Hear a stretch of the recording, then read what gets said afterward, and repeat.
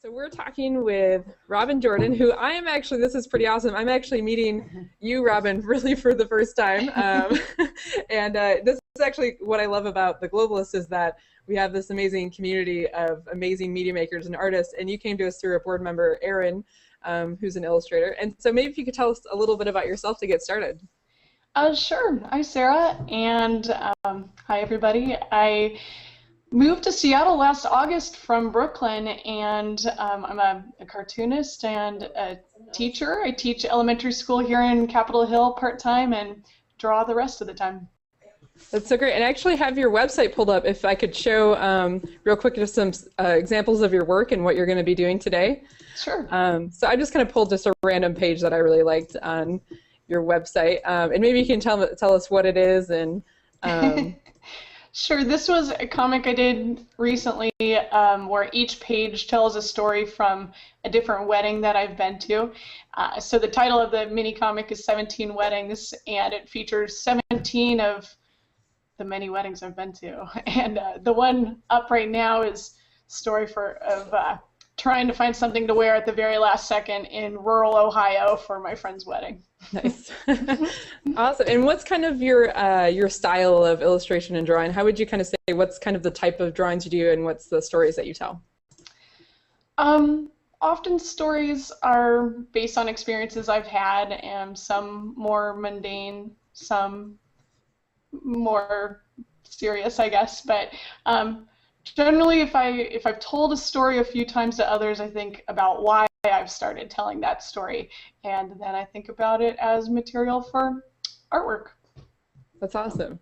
And so today Robyn's going to be sharing with us a tutorial on how to draw a 3-panel comic. And as you're watching, if you have any questions that you want to ask Robyn live, you can tweet us at #I'mAGlobalist, and we're going to be looking at those as we're talking with Robyn, and you can get your question asked live. So send us those. And so Robyn, you're going to be showing us how to do this. Do you want to go ahead and get started? And Sure. Yeah. And I am going to try this screen share here. Here we go. So a nice way to start, this is a drawing exercise I've done with students as young as 5 years old, and I've done it with friends in bars, and I've done it just on my own. And you can actually use Word or anything to just create Excel, just 3 cells, or just draw 3 squares real quick, or fold a piece of paper into thirds. And so this is 3-panel comic template to start with.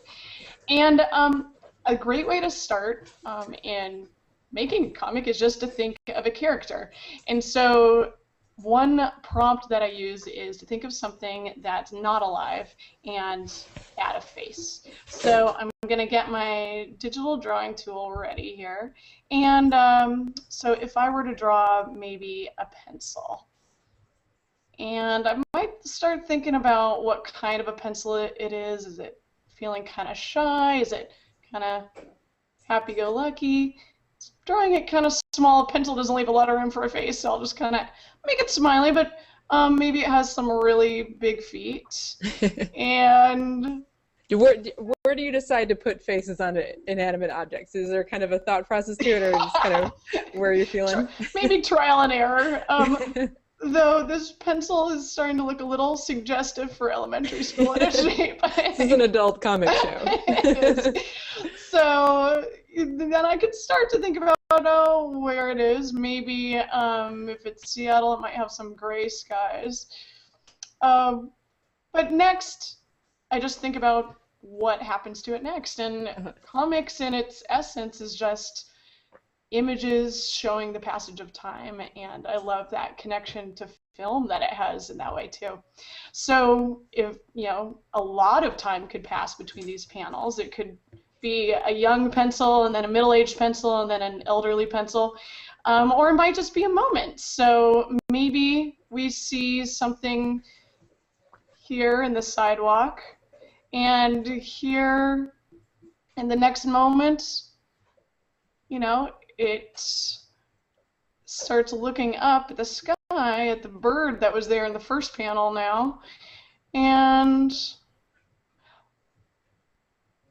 these obviously don't have to be the most exact drawings, and I would do these a little bit differently for print, but it's an exercise. Do you know And, kind of where you're going when you do these, or when you have people do it as an exercise? Is it kind of, do you have a roadmap in mind, or is it just totally improvised? it's usually totally improvised, and kids are the best to do this collaboratively with because they want to scream out what happens to the pencil, and then it require them to put up a hand, but they've got amazing ideas generally for this. And so then it encounters the rock in the road, and nothing funnier than watching something fall, so time for the blooper. The bird, and it's really incredible to watch how kids very naturally think of that the bird would need to be over on the left-hand side in this next panel, and that the hardest thing, I think, for artists of any age, and you see that in mine, is drawing the same character consistently is really tough. So I had to put the face, at about the right spot, and maybe I'll make the eyes a little bit larger now, which adds some confusion to recognizing it as the same pencil. But now he's tripping on the rock, and disaster is happening. I think this comic could be a little funnier, so I'm going to start a new one. And just for people who might be joining us, we're talking with Robyn Jordan, who's a Seattle illustrator and a comic artist, and she's showing us how to do a 3-panel comic strip. And so right now we got a kind of comical pencil falling down bit going. Once I've tried that a little, or students have tried that, then I like to introduce dialogue, which is a huge part of comics. So a prompt that I like with that is, if your food could talk to you, what would it say? So if I'm thinking about food, Sarah, what's something you ate for lunch? We're ordering pad thai, so some noodles. Oh, okay. So let's start with the bowl. And where to put the face on that bowl is going to be a tricky one. Maybe it's over on the side, so then the noodles could kind of become the hair. And it looks like the screen share went back to your webcam, so maybe if we could switch back over to the... Sure.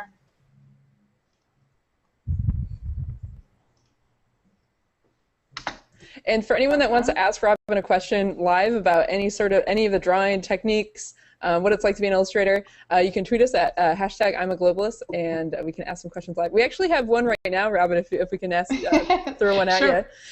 you. So I've always thought of myself as someone who quote unquote can't draw. Is it really possible for anyone to make a comic? It is very possible, and as you can see, these drawings are not what one would maybe frame, but I think the exciting part of comics is that it's really about time passing and characters interacting, and that kind of thinking doesn't require a particular style of drawing. So some of the styles of drawing that maybe we're very familiar with comics, there's a whole world of possibilities outside of that. So pad thai has a face, and the chopsticks are over here. Maybe, Sarah, what do you think it might say to you?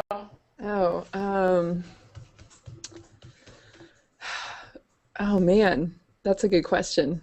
All I can think about is that, you look pretty hungry. Oh, that sounds good. I already started writing, but I'm going to save that for the next one. And the drawing tablet, I don't usually work in this way, so this is particularly sloppy. But what's your do you do everything pencil and paper?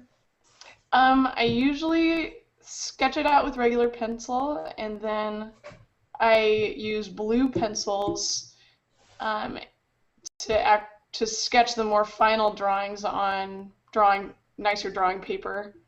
And the blue pencils are a traditional tool used in comics because it doesn't reproduce on printing presses, but now it also doesn't scan when you scan things in black and white. And so then I use, oops, I ran out. I'm getting distracted from my drawing. I wanted to say too many carbs, but this is the perfect example of writing all the words before you draw the word balloon. Right.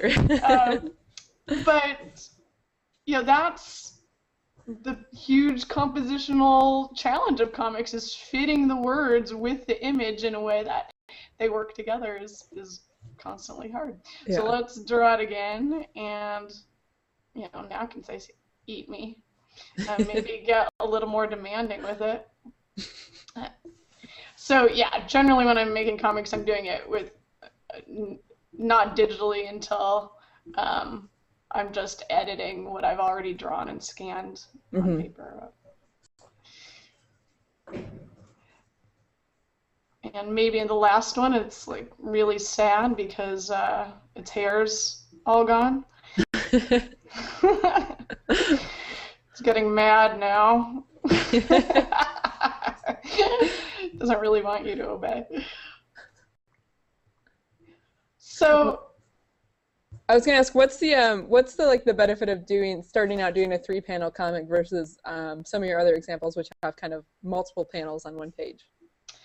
I think that it's just such a quick start.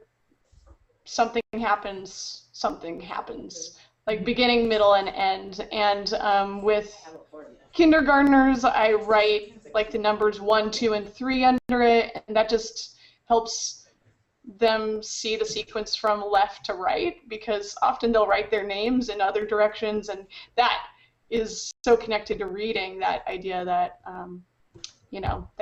that time is passing from left to right and your eye travels from left to right. So I'd be curious what in cultures where reading isn't happening from left to right. In Japan, manga is drawn from right to left. Yeah, I guess it would just be taught the opposite way. But I forgot here that the hair is supposed to be gone because it's almost out of noodles, and now just like really bummed out that this is maybe not a comic I would keep, but I would frame that. That's great. Students have done amazing things, but I've seen some patterns that often it's about friends meeting one another and just liking to be together by the third panel.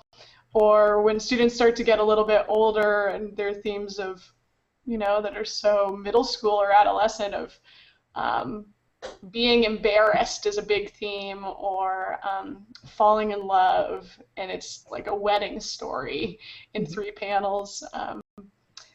Sometimes when they're really young, it'll be like a bird flapping its wings, which is incredible. Yeah, that's cool. What is as an educational tool? What does these kind of 3-panel drawing? How do you use that as like a tool for education? Because I know for film, it's often really powerful for youth to create films and express themselves that way. How does it work for these types of drawing exercises? I think especially for students that are, everyone's a natural storyteller, and that's something, the emphasis on the value of stories is something I really appreciate so much about Seattle Globalist. But that's something that every student can access. They have stories to tell, and they have ways to tell them. So I think comics can just be another tool for that, to be given a form, and especially when reading might feel like a struggle, having other ways to tell a story can really turn on the imagination, and it can be a form to tell more serious stories. So I love that aspect of it. But it can also help in developing characters that then they can turn into a written story, and it can take other forms too. So. That's awesome. So we're about up on time, but I just want to ask, we're asking all of our guests, today's a Give Big fundraiser where all donations to the Globalists are being stretched by the Seattle Foundation. And we're asking each one of our guests what's one thing that they really love about the Globalists and why people should give big today. Well, I think as a newcomer to Seattle, I've been so excited to start to get to know Seattle Globalist and the work that you've produced and the work that you're doing. And one of the first things I saw was Aaron Franklin's Detained comic that just amazed me. And so this intersection of thinking of ourselves with a local community, thinking very close, and thinking that in the context of what's happening around the world is exciting and something I'm enjoying and hope to be more a part of as I've lived here longer. That's so awesome. Thank you so much, Robyn, for joining us. It's been incredible to have you, and thank you so much for your support. It's been awesome. Thanks, Sarah. Awesome.